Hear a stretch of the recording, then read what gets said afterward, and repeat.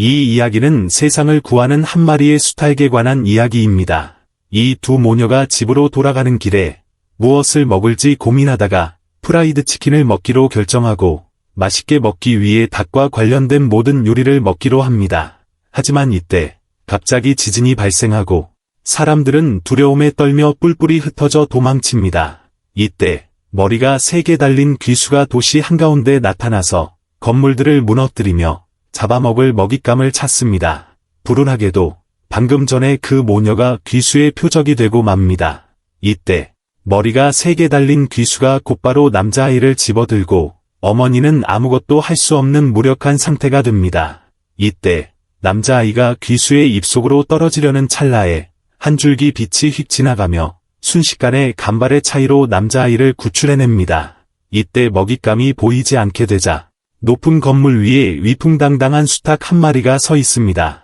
귀수는 이 수탉이 자신이 곧 상대해야 할 무시무시한 적이라는 사실을 알지 못합니다. 괴수의 운명이 이미 처형되었는지는 알 수 없지만 이 수탉의 과거 이력은 그야말로 압도적으로 강력합니다. 녀석은 본래 이 도시 저 도시를 떠도는 방랑자 수탉으로 새로 사귄 암탉과 뜨거운 밤을 보낸 후 이른 아침에 일어나서 암탉이 애처롭게 울며 매달림에도 불구하고 수탉은 떠나갑니다. 당신 나를 가지고 논 건가요? 아닙니다. 나는 방랑하는 수탉이라 한 곳에 머무는 것에 익숙하지 않습니다. 게다가 그것은 사랑이 아니라 그저 발전기였을 뿐입니다. 수탉은 아침 식사를 찾기 시작하고 이때 공중에 있는 노린재 한 마리를 발견하자 곧바로 돌멩이를 사용해 벌레를 명중시킨 다음 맛있게 씹어 먹습니다. 녀석의 아침은 그것만으로도 배가 부릅니다. 이때 물을 마시고 있는 와중에 2명의 어린아이들이 다가와서 녀석을 환하게 놀리고 심지어 프라이드 치킨을 먹자고 권유합니다. 뭐라고요? 닭에게 닭튀김을 먹으라고 초대하다니 이 꼬마는 정말 미쳤군요. 이때 다른 2명의 꼬마가 다가오는데 아까의 2 아이보다 훨씬 더 장난기가 심합니다. 이 2 꼬마는 심지어 수탉을 잡아먹으려 하거나 자기 집 고양이에게 장난감으로 던져주려고 계획합니다. 수탉은 당연히 가만히 있지 않고 곧바로 도망을 쳐서 한 노인의 마당으로 달려들어가 다행히 구출됩니다. 노인이 즉시 이 닭은 자신의 것이라고 말하자 그제야 2 꼬마는 포기하고 돌아갑니다. 노인은 이때 수탉에게 아주 푸짐한 옥수수알 만찬을 대접하고 이것이야말로 녀석이 필요로 했던 바로 그 식사입니다. 노인은 닭에게 먹이를 주면서 아내를 그리워하고 아내가 살아있을 때 참새들에게 먹이를 주는 것을 아주 좋아했다고 이야기합니다. 이 감동적인 이야기는 즉시 수탉으로 하여금 옛 기억을 떠올리게 하는데 녀석 또한 자신의 가족인 여동생을 잃은 적이 있으며 과거의 수탉과 그녀의 여동생인 사라도 귀수들에게 공격을 받은 적이 있고 그 귀수가 여동생을 잡아먹었습니다. 현실로 돌아와서 이때 도시는 다른 귀수 한 마리에게 공격을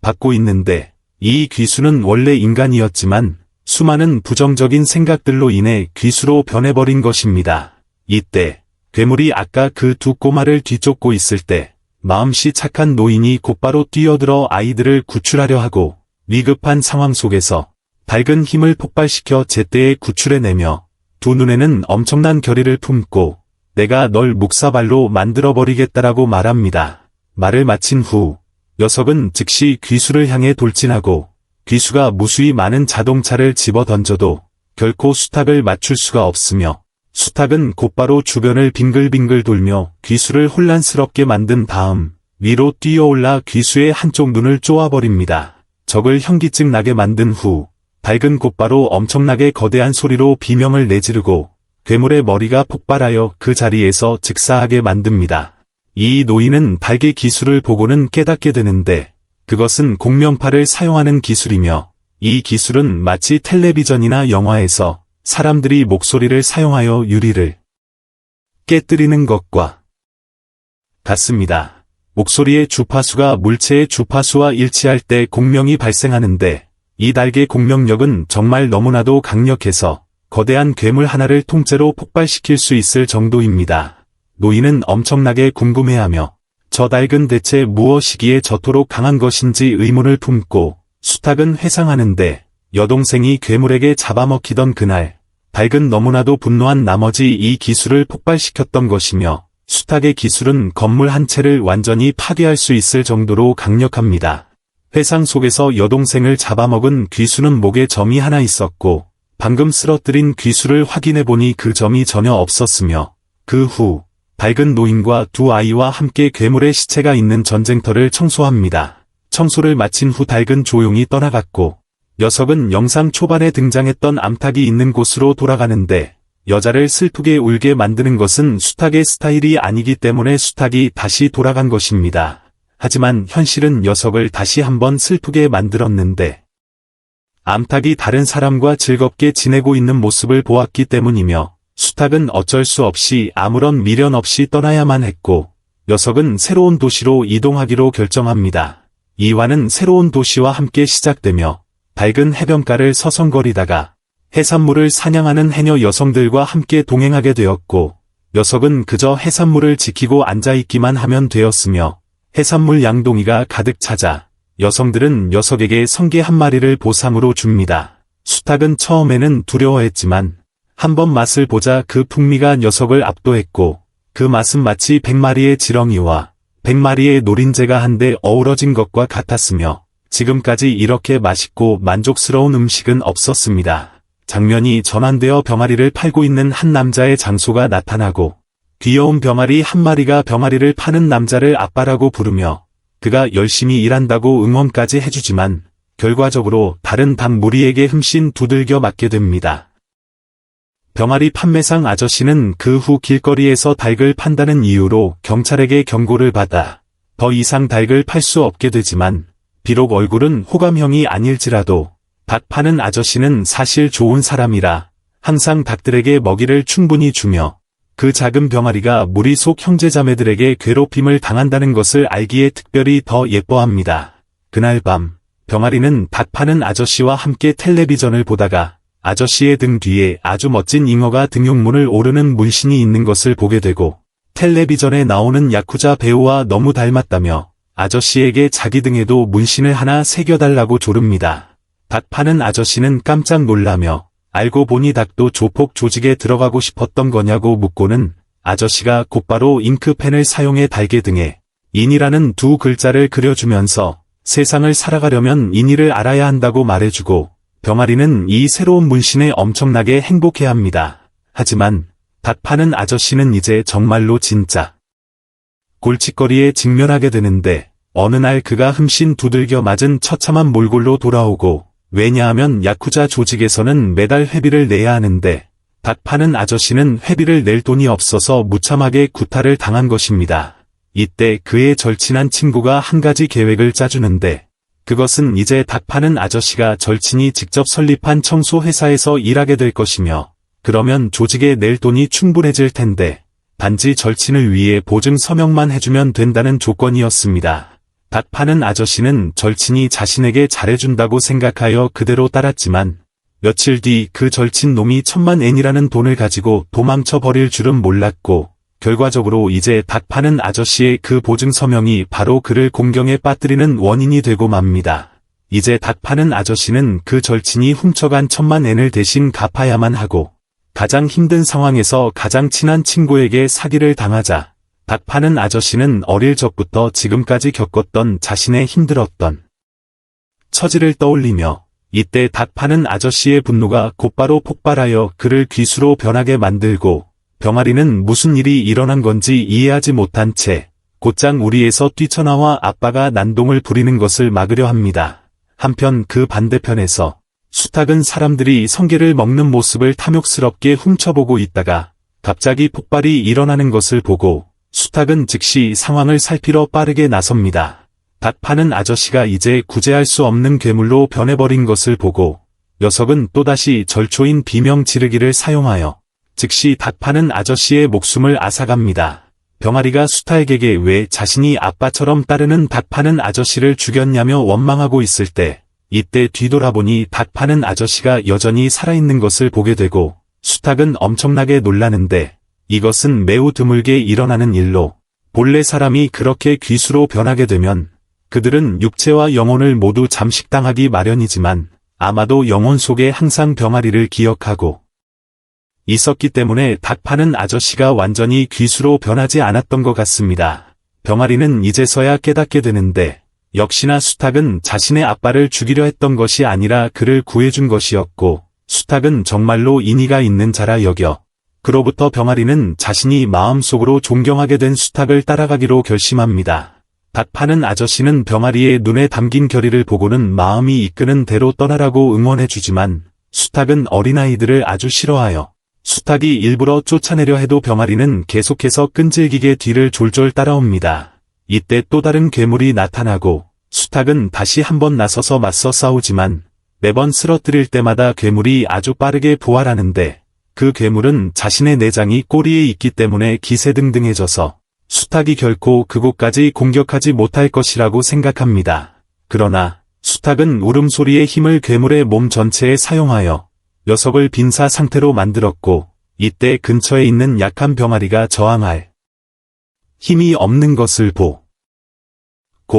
괴물은 마지막 세포 하나를 사용해 병아리를 길동무로 끌고 가려 합니다. 하지만 수탉이 병아리를 구하기 위해 그 치명적인 일격을 대신 맞아주고 그 물어뜯긴 상처로 인해 수탉은 아주 심각한 부상을 입게 되며 병아리는 그 후 며칠 동안 수탉이 먹을 음식과 물을 가져다 주어 덕분에 수탉은 완전히 회복하게 됩니다. 하지만 두 마리가 길을 떠날 준비를 하고 있을 때 뜻밖에도 암탉 한 마리가 나타나 수탉을 죽이려 하고 3화 암탉의 공격. 그 암탉은 1000만 볼트의 전류가 흐르는 무기를 가져와서 수탉을 당장이라도 죽이려 합니다. 수탉은 암탉에게 도대체 당신이 누구길래 이렇게 자신을 죽이려 하냐고 묻고 암탉은 자신이 본래 권세 있는 가문에서 길러진 암탉이었다고 이야기를 시작하며 주인장 부부가 워낙 부자라서 부족함 없이 자신을 키웠지만 그녀는 여전히 자신이 무언가 결핍되어 있다고 느꼈다고 합니다. 그러던 어느 날 암탉의 가족이 귀수에게 공격을 받았고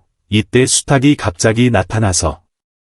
구출해 주었는데 그것이 수탉과 암탉이 처음 만난 순간이었으며 암탉은 수탉과 사랑에 빠지게 되었습니다. 하지만 수탉은 언제나 그랬듯 떠나서 다른 도시로 가버렸고 암탉이 우리가 사랑하는 사이가 아니냐고 물었을 때 수탉은 평소처럼 대답하길 그건 그냥 발전기였을 뿐입니다. 사랑은 무슨 사랑입니까? 라고 말했습니다. 수탉이 떠난 후 암탉은 고통스러워하며 수탉에 대한 원한을 품게 되었고 다시 현재로 돌아와서 암탉은 곧바로 수탉을 죽이기 위해 온갖 방법을 동원하지만 그럼에도 수탉은 반격하지 않고 공격을 피하기만 합니다. 이때 수탉은 재빠르게 자신의 발로 암탉의 발을 꽉 짓누른 다음 입맞춤을 나누고 이 순간부터 암탉은 자신이 여전히 수탉을 무척 사랑하고 있다는 것을 깨달으며 이때 경찰이 쫓아오자 그들은 재빨리 숲속으로 도망칩니다. 이곳에서 암탉은 말하길 자신이 집을 나온 것은 단지 수탉에게 복수하기 위해서만이 아니라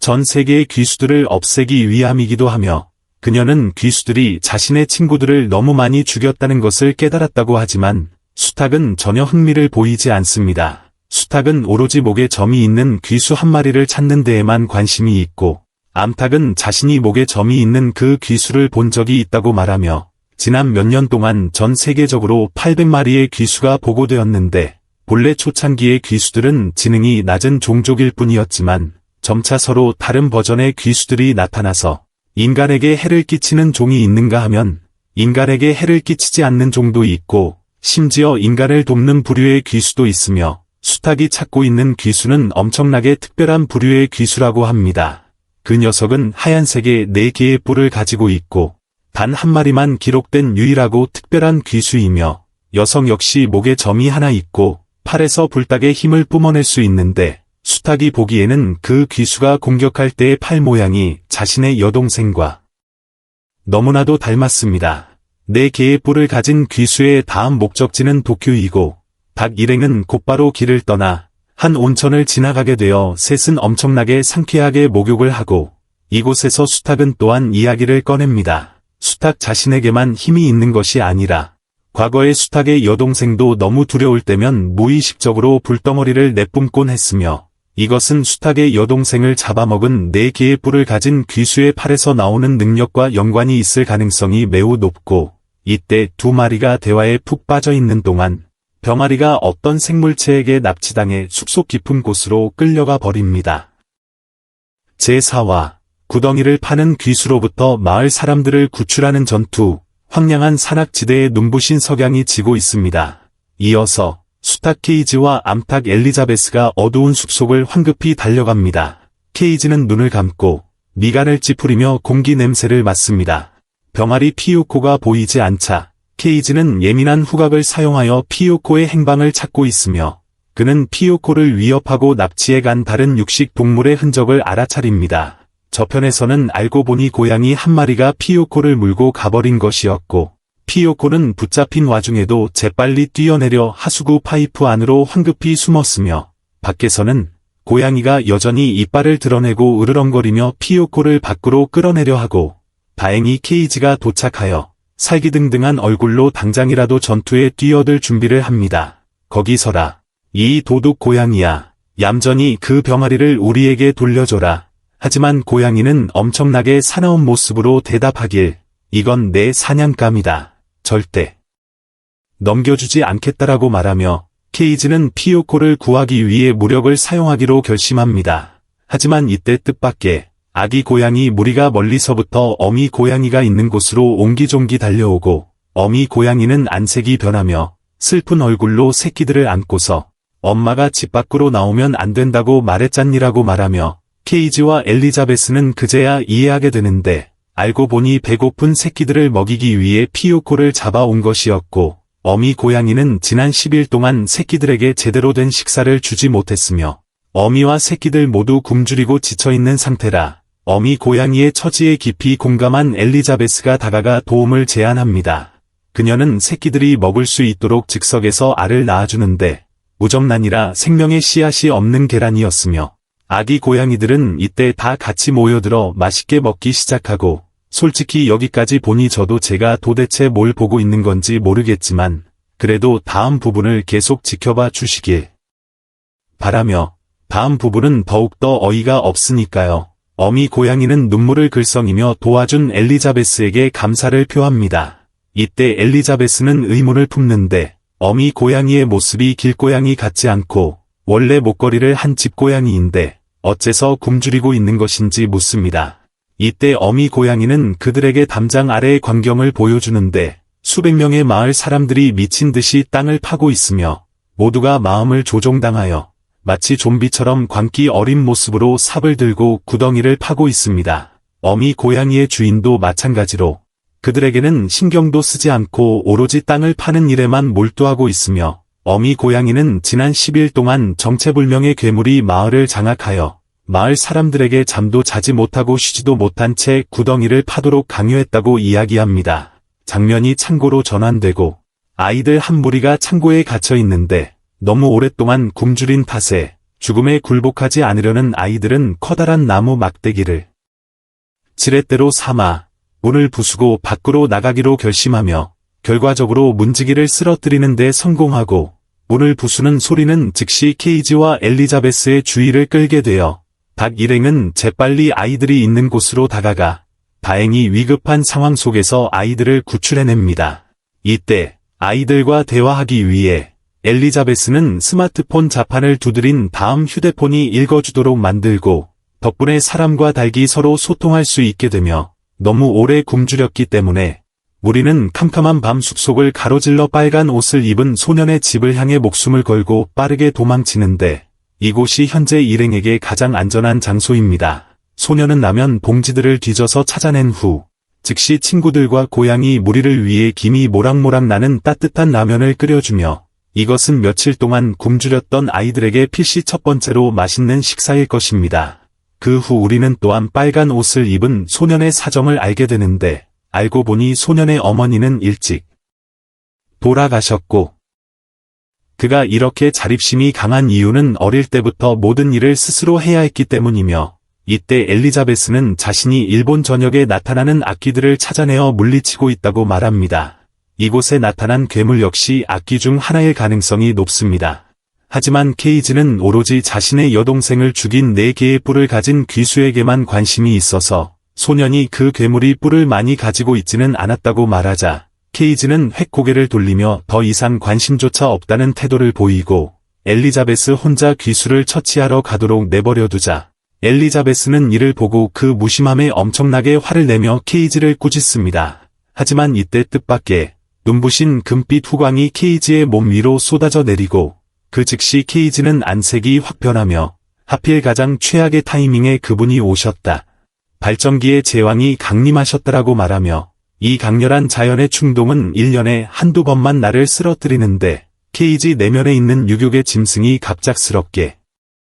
각성하여 그를 엄청나게 멋진 전사에서 흥분한 변태 녀석으로 돌변하게 만들고 제가 아까 말씀드린 것처럼 저는 정말 이 애니메이션이 도대체 무슨 이야기를 하려는 건지 이해할 수가 없어서 몹시 당황스럽지만 아무튼 다시 케이지의 발전기 이야기로 돌아가 보자면 이때 케이지가 엘리자베스를 향해 다가가고 당연히 엘리자베스는 발로 케이지의 부리를 꽉 붙잡아 그를 저지합니다. 암탉 엘리자베스는 재빨리 이 상황을 미끼로 사용할 수 있다는 것을 깨닫고 내일 당신이 내가 저 악기를 처리하는 것을 도와준다면 당신이 원하는 것을 주겠다고 말하자 케이지는 얌전히 그 말을 들을 수밖에 없게 되며 다음 날 아침 일행이 깨어났을 때 빨간 옷을 입은 소년이 사라진 것을 발견하고 이제 그들은 놀라운 진실을 알게 되는데 알고 보니 온 마을 사람들을 조종했던 그 괴물이 바로 빨간 옷을 입은 소년의 아버지가 변한 것이었습니다. 저편 대저택에서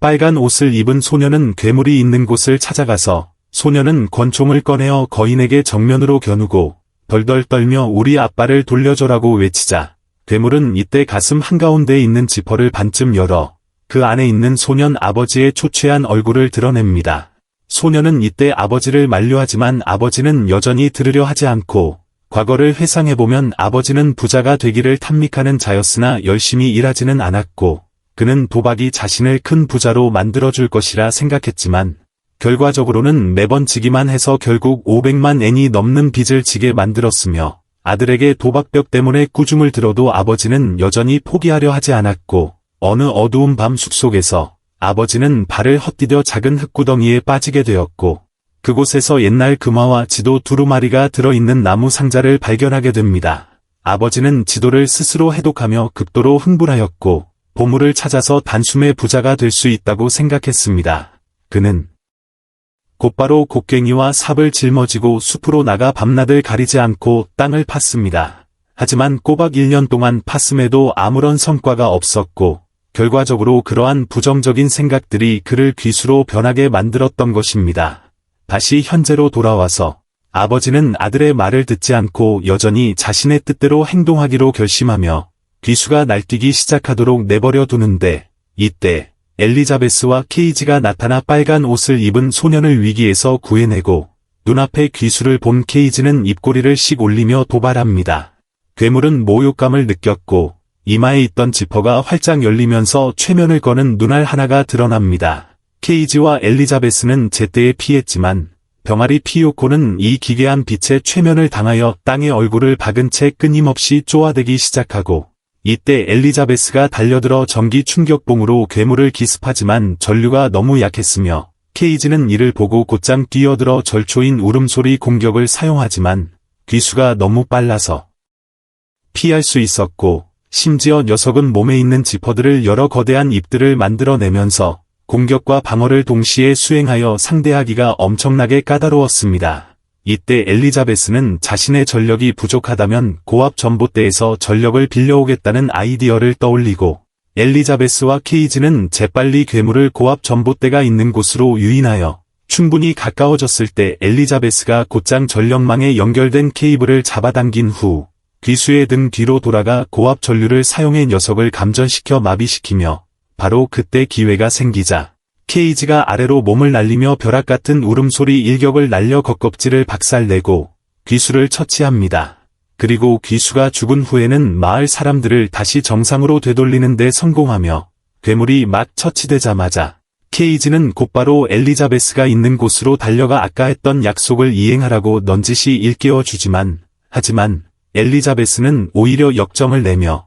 당신 잊었어요. 나는 당신과 오랜 원한 관계에 있고 당신과 어떤 식으로든 엮이고 싶지 않은데 대체 무슨 생각을 하는 거예요라고 쏘아붙이고 케이지는 그 말을 듣고 완전히 충격에 빠집니다. 저편에서는 괴물이 처치된 후 다행히 아버지도 여전히 살아있었고 케이지는 헛수고를 한 것에 짜증이 나서 아버지에게 복수하려 하지만 아버지는 이때 털썩 무릎을 꿇고 울부짖으며 머리를 조아려 죄를 인정하고 아버지는 자신의 잘못을 깨닫고 다시는 부자가 되겠다는 망상을 품지 않겠다고 맹세합니다. 아버지의 회개로 인해 케이지는 그를 용서해주고 엘리자베스와 함께 다시 길을 떠나며 숲속을 걸어가면서 엘리자베스는 케이지가 군자다운 행동을 했다며 칭찬의 말을 건넵니다. 케이지는 그 말을 듣고 그녀의 마음이 흔들렸다고 생각하여 얼굴을 붉히며 작업을 걸려고 하지만 엘리자베스는 정신이 아주 멀쩡해서 즉시 엄청나게 강력한 발차기를 한 방 날리고 그로 인해 케이지의 발전기 제왕님조차도 흔적 없이 흩어져 버리게 만들며 너무나도 골 때리는 상황들이 많아 번제 4화가 이렇게 끝이 납니다. 제오와 수탉이 선량한 귀수와 만나다. 제4화의 마지막에서 숲 뒤에 있던 한 사람이 수탉과 동료들이 귀수를 물리치는 장면을 촬영했고 그 후 소셜미디어에 업로드했으며 그 영상은 학교에서부터 지하철에 있는 사람들에게까지 널리 퍼졌고 수탉이 귀수를 쓰러뜨리는 장면이 아주 선명하게 찍힌 이 영상은 순식간에 100만 조회수를 돌파했는데 수탉과 암탉 그리고 병아리가 길을 걷고 있을 때 행인들이 손가락질하며 그들을 알아보았고 심지어 어떤 사람들은 너무 흥분한 나머지 뜰채를 들고 쫓아오기까지 했으며 이를 본 일행은 재빨리 도망쳤고 다른 한편에서는 안경을 쓴 한 남자가 아주 자랑스러운 표정으로 어머니와 통화하고 있었는데 그는 카페에 앉아 노트북을 켜고 수탉의 영상을 보고 있었고 이 남자는 인터넷에 영상을 전문적으로 올리는 사람이었으며 예전에는 곤충을 잡는 사람이었지만 그날 우연히 닭 일행이 악마와 싸우는 장면을 목격하고 촬영하게 된 것이었고 그 도찰꾼은 영상의 조회수가 너무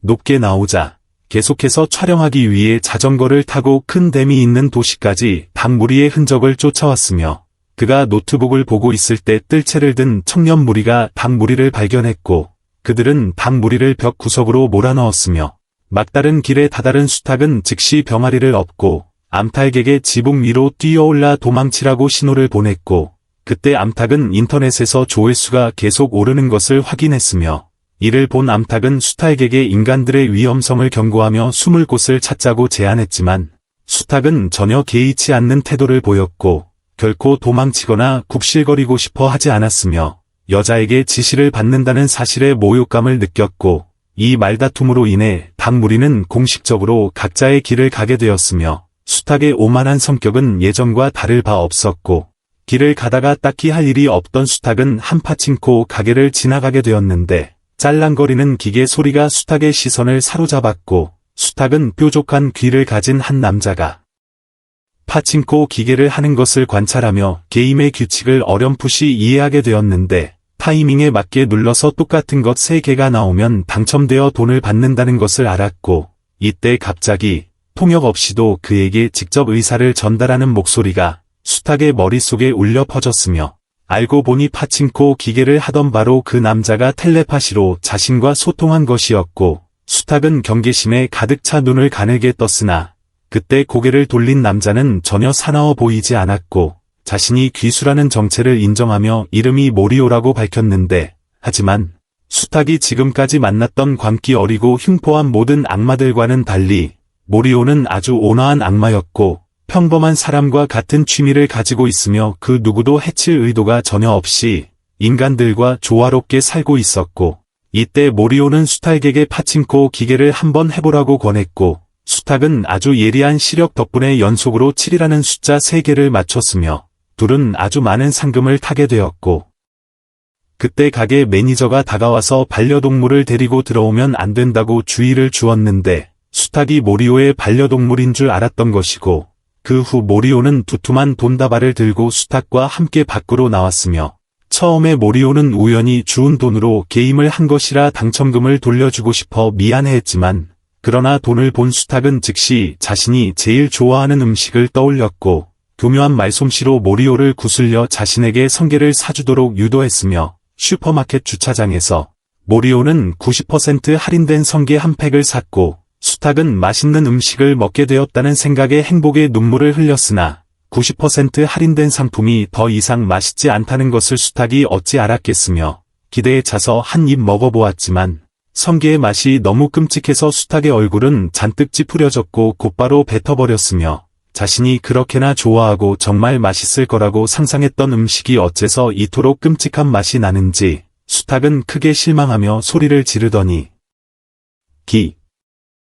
절해버렸고 깨어났을 때 그는 자신이 큰 댐 위 나뭇가지로 지어진 허름한 텐트 안에 있다는 것을 알게 되었으며 모리오는 등을 돌리고 앉아 미소를 지으며 수탉에게 말을 건넸고 알고 보니 수탉이 너무 오래 기절해 있자 모리오가 수탉을 자신의 집으로 데려온 것이었고 이때 모리오는 자신의 평화로운 삶에 대해 털어놓았으며 수탉은 어쩌다가 모리오가 그런 귀수가 되었는지 궁금해했고 모리오는 자신의 과거를 이야기하기 시작했는데 과거의 모리오는 47세의 독신 남성으로 의사로부터 위암 말기 판정을 받아 살 날이 한 달밖에 남지 않았다는 소식을 들었으며 그 충격적인 소식을 듣고 남자는 너무나도 슬퍼하며 홀로 쓸쓸히 걷다가 눈밭에 주저앉아 진정으로 살아본 적이 없다며 펑펑 울었고 그 간절한 갈망으로부터 귀수 모리오가 나타났으며 모리오는 크게 웃으며 자신은 그 남자의 강렬한 삶에 대한 갈망에서 태어났다고 말했고 그 남자를 대신해 그의 삶을 짊어지겠다고 약속했지만 바로 그 순간 전화벨이 울렸고 병원에서 진료 기록이 바뀌었다며 남자가 완전히 건강하다고 알리는 전화가 왔으며 남자는 새로운 삶을 얻은 것처럼 기뻐하며 소리를 질렀으나 악마는 홀로 남겨진 채 그의 유일한 삶의 목적이 짓밟혀버렸고 삶의 목적도 없이 인간들에게 쫓기고 배척당하며 거대했던 악마의 몸은 점차 줄어들어 지금과 같은 뚱뚱한 노인의 모습이 된 것이며 그렇게 모리오는 친구도 없이 이런 황량한 곳에서 살아야만 했고 수탉은 앉아서 그 이야기를 들으며 동정심을 표현했으며 수탉은 이 세상에 목적 없이 태어나는 존재는 아무도 없으며 때로는 그저 살아가는 것만으로도 목적이 스스로 찾아올 것이라고 말해주었고 모리오는 그 격려의 말에 감동하여 즉시 최고급 술 한 병을 꺼내 수탉에게 대접했으며 이것은 수탉이 태어나서 처음으로 술을 마셔본 것이었고 그는 즉시 취한다는 것이 어떤 느낌인지 깨달았으며 취기에 오른 수탉은 일어나서 석양빛을 받으며 아주 유연하게 달게 춤을 추었고 모리오는 수탉의 그 춤을 보고 배를 잡고 웃음을 멈추지 못했으며 해가 저물자 수탉은 자신에게 의미 있는 하루를 보내게 해준 모리오에게 작별 인사를 하며 고마움을 전했고 둘은 모두 아주 멋진 하루를 보냈으나 수탉의 여정은 계속되어야만 했으며 다시 길을 나섰을 때 하늘이 갑자기 누렇게 변하고 먹구름이 몰려오며 새떼가 사방으로 흩어져 날아갔고 수탉은 불길한 예감이 가득한 눈빛으로 하늘을 올려다보았으며 비나 큰 폭풍이 다가오고 있다는 징조가 보였고 그날 밤 비가 쏟아지기 시작하자 병아리는 울면서 수탉을 불렀으며 병아리는 왜 그렇게 수탉을 미워하고 번번이 괴롭히냐며 암탉을 원망하기도 했는데 그렇게 말다툼을 하던 중 길에서 노란 우산을 세운 한 소녀가 비를 맞고 서 있는 두 마리 닭을 보고 다가와 안부를 물었고 게다가 친절하게도 자신의 집에서 두 마리 닭이 비를 피할 수 있게 해주었으며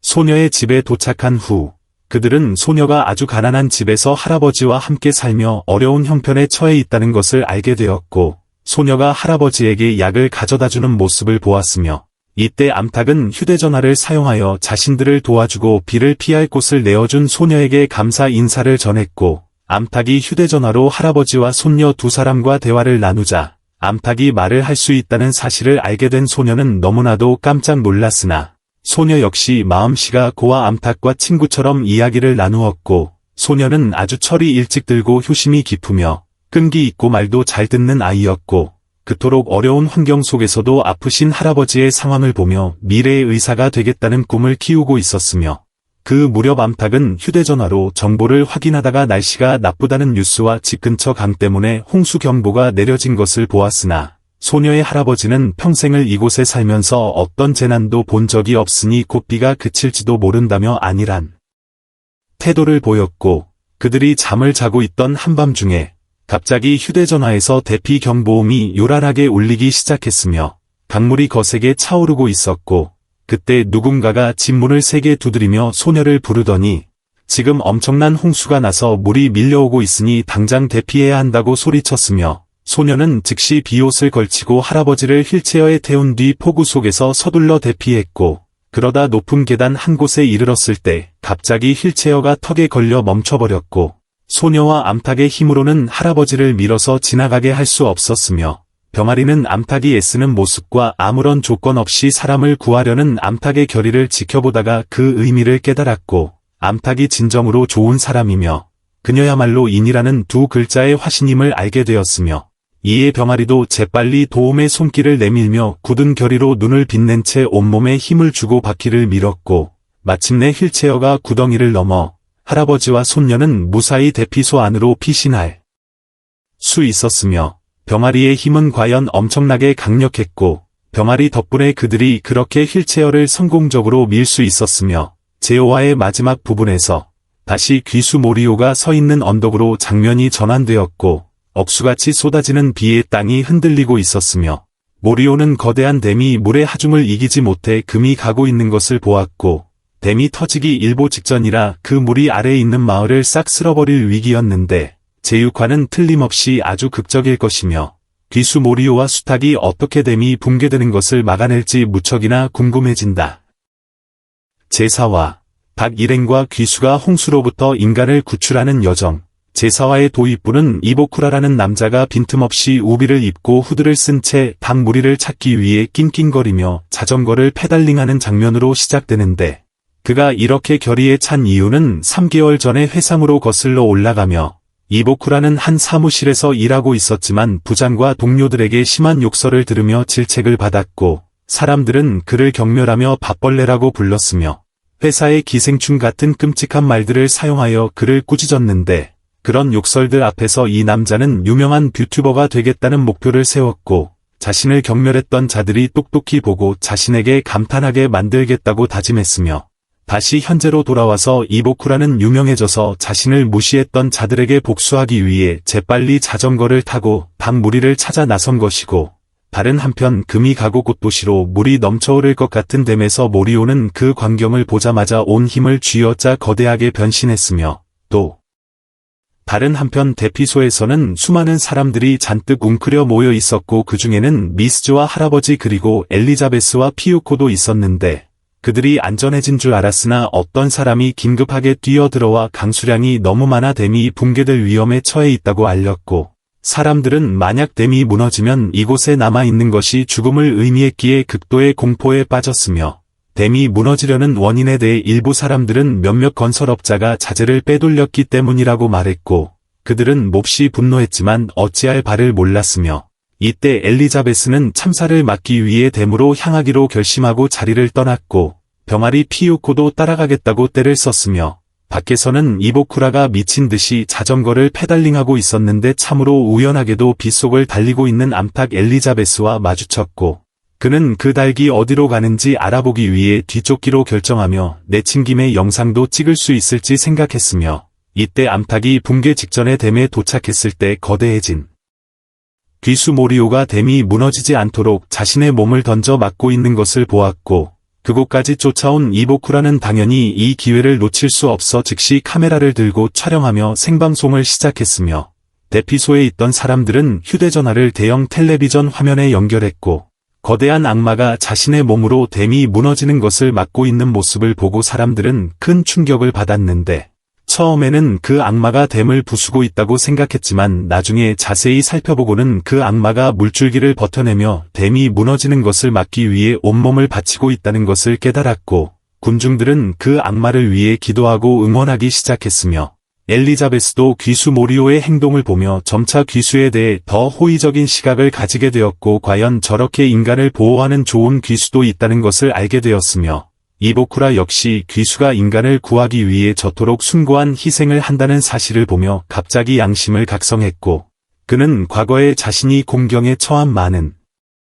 사람들을 돕고 싶어 변호사가 되고 싶어 했던 것을 떠올렸지만 뜻밖의 시험에 떨어지자 어머니를 탓하기 시작했던 것을 기억해냈으며 이보쿠라는 자기 자신의 문제에 대해 주변 사람들을 탓하고 있었다는 것을 깨달았으나 마음속 깊은 곳에서는 이 모든 것에 대해 책임져야 할 사람은 바로 자신이라는 것을 알고 있었고 모리오의 숭고한 행동이 이보쿠라로 하여금 자신의 잘못을 깨닫게 해주었으며, 이때 이보쿠라가 서 있던 댐의 지반이 갑자기 무너져 내렸고, 그는 깊은 절벽 아래로 자유낙하하며 살려달라고 처절하게 비명을 질렀으며, 자신의 잘못된 행동들을 떠올리며 후회하던 바로 그 순간 갑자기 공중에서 케이지가 날아와 발톱으로 이보쿠라를 낚아채어 그를 안전한 둑 위로 끌어올렸고, 케이지의 그보다 더 멋질 수 없는 등장과 함께 케이지는 절벽 가장자리에 서서 모리오를 내려다보았으며, 모리오는 자신이 모두를 지켜냈고 스스로가 자랑스럽다며 케이지 덕분에 자신이 살아가는 삶의 진리를 깨닫게 되었다고 말했지만 이때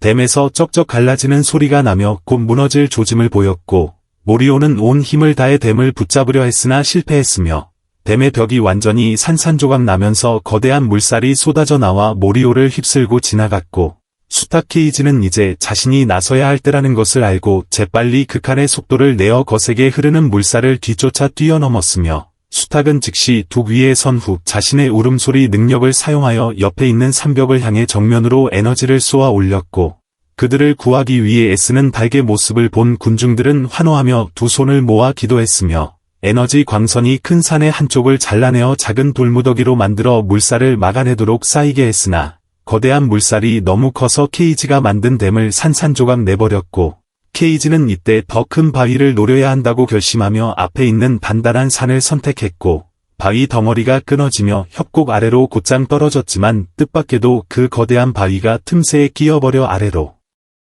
떨어지지 못해 물줄기를 막지 못하게 되자, 수탉은 다른 방도 없이 목숨을 걸고 물살 앞에 서서 마지막 결정타로 크게 울부짖어야만 그 큰 바위를 무너뜨릴 수 있었는데, 홍수의 물살이 너무 강력해서 즉시 수탉을 집어삼켰고 거센 물살 아래서 수탉이 목숨을 잃은 줄만 알았으나, 수탉의 울부짖음이 너무나도 강력하여 홍수의 물살마저 밀어냈고, 그 후 거대한 바위가 틈새로 떨어져 거센 물살을 막아내며 댐이 부서지면서 만들어낸 빈 공간을 꽉 짓눌렀으며, 온 마을 사람들은 안도의 한숨을 쉬었고, 대피소 안에서는 몇 초간의 정적 끝에 모두가 자신들이 살아남았다는 사실을 알고 오열하며 서로를 끌어안았으며, 미스즈는 미소를 지으며 창밖을 바라보고 닭 친구들에게 감사의 인사를 전했고, 병아리 피요코와 엘리자베스는 서둘러 케이지의 곁으로 달려갔으며, 다행히도 그 수탉은 약간 기진맥진하긴 했지만 여전히 살아있었고, 이보쿠라는 어머니에게 전화를 걸었으며,